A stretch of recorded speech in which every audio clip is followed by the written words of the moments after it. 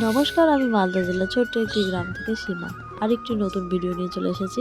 আশা করি আপনাদের সবার ভালো লাগবে।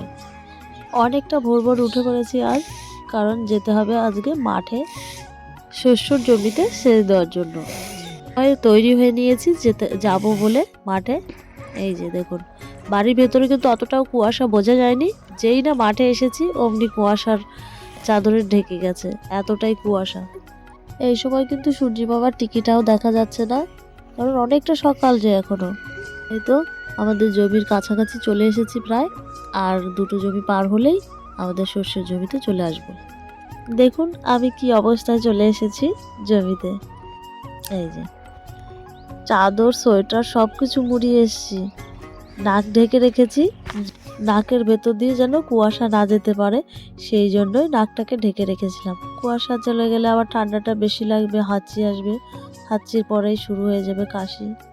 ঠান্ডার সময় একেতেই ঠান্ডা লেগে থাকে, তারপরে যদি ওই কুয়াশা মাখা আবহাওয়া সকাল সকাল নাক দিয়ে ভেতরে যায় তাহলে তো ঠান্ডা লাগবেই। এই যে এই সময় আমাদের শস্য জমিতে চলে এসেছি। এই জমিতেই দেওয়া হবে সেচ, মানে জল। পাইপের দ্বারাই জলগুলোকে এখন দেওয়া হবে। দেখতে পাচ্ছেন পাইপ ধরে আছে, ওটা আমার বর, আর পাশে দাঁড়িয়ে আছে পাশের বাড়ি একটা দাদা, আর আমিও আছি।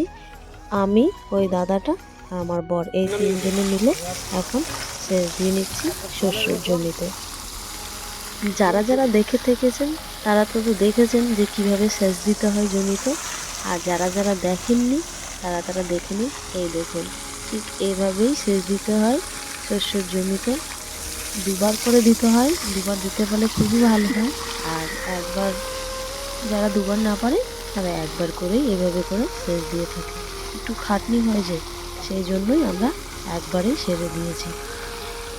কদিন আগে শস্য বোনাটা আপনাদের দেখিয়েছি, এখন দেখুন বাস পড়ে যাচ্ছে নাকি। জল দিতে দিতে পাইপে ভাঁজ একটা পড়ে গেছিলো, তাই আমি দূর থেকে দাঁড়িয়ে দেখছিলাম আর বলছিলাম। এই দেখুন, এই সময় সূর্য মামা অল্প অল্প দেখা যাচ্ছে। এই সময় আমাদের সেচ বন্ধ করে দিতে হয়েছে, কেননা এই পাইপের মাথায় একটা কিছু ছিল, সেটা খুলে পড়ে গেছে জলের চাপে। তো সেটাকে এখন ঠিক করে নেবে। হ্যাঁ, এই সময় ঠিক করে নেওয়া হয়ে গেছে। দেখুন, প্রথম জমিটা আমাদের কমপ্লিট হয়ে গেছে বীজাণু, পরের জমিটাও হয়ে গেছে ঠিক করে নেওয়ার পরে। তারপরে তৃতীয় নম্বর জমিতে এখন শুরু করেছে জল দেওয়া। তৃতীয় নম্বর জমিতে জল দেওয়া হয়ে গেলে আমাদের 3খানা জমি কমপ্লিট হয়ে যাবে সেচ দেওয়া। আর একটা কথা, আমরা তিনজন তো এখানে আছি, আর আমার মা আছে ওই দূরে, মোটর আছে সেই মোটরের কাছে। যখন আমাদের জল চালাতে হয় তখন চালাতে বলি, যখন জল বন্ধ করতে বলি তখন ঠিক মা বন্ধ করে দেয় জল। সেই জন্যই মা মোটরের কাছে দাঁড়িয়ে আছে মোটর অন আর অফ করার জন্য। এই সময় কিন্তু রোদ উঠে গেছে, আর আমাদের সেচ দেওয়া প্রায় শেষের দিকে। দেখুন, সেচ দেওয়া শেষে গাছগুলো কত সুন্দর হয়ে আছে। আরও সুন্দর হয়ে উঠবে, কারণ এর সঙ্গে দেওয়া আছে সার। 3-4 দিন পরে এই গাছগুলো আরও সুন্দর হয়ে উঠবে, সেটাও আপনাদের দেখাবো আশা করি। এই সময় আমাদের পুরোপুরি কমপ্লিট হয়ে গেছে, পাইপ টাইপ সব কিছু গোছানো হয়ে যাচ্ছে। তারপরে দেখুন, পাশেই আমাদের জমির পাশে আছে মৌচাকের বাসাগুলো। এরা প্রত্যেক বছরই এসে থাকে, এভাবে করে মৌচাকগুলোকে বসায়। যাই এবার বাড়ি গিয়ে ফ্রেশ হয়ে তারপর একটু বসবো। হ্যাঁ, এই সময় চলে এসেছি বাড়ি। এই দেখুন, দেখালাম না আপনাদের মৌচাকের বাসাগুলো, মানে বাক্সগুলো। সেই বাক্স বসানোর জন্য বাড়ির কাছে কাছে তো দেখুন, এই অবস্থায় দুটো মৌমাছি এখানে বসে আছে। এই ভিজা জিনিসগুলোতে এত পরিমাণে মৌমাছি বসে, আর বাইরে কিছুই রাখা যায় না, এত মৌমাছি বসে থাকে।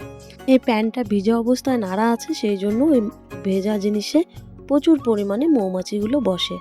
এতই মৌমাছির উৎপাত, একদিন আমার ছোট ছেলেকে একটা কামড় দিয়েছে মৌমাছিতে, আর একদিন ছোট মেয়েটাকে একটা কামড় মেরেছে। যাই হোক, দেখুন আমার বাড়িতে তৈরি গাছ, গোলাপ গাছের কত সুন্দর ফুলটা দিয়েছে, পুরো পাপড়িতে ঠাসা আছে, এত সুন্দর লাগছে। আজ এইটুকুই। যদি ভালো লেগে থাকে একটা লাইক করে দেবেন।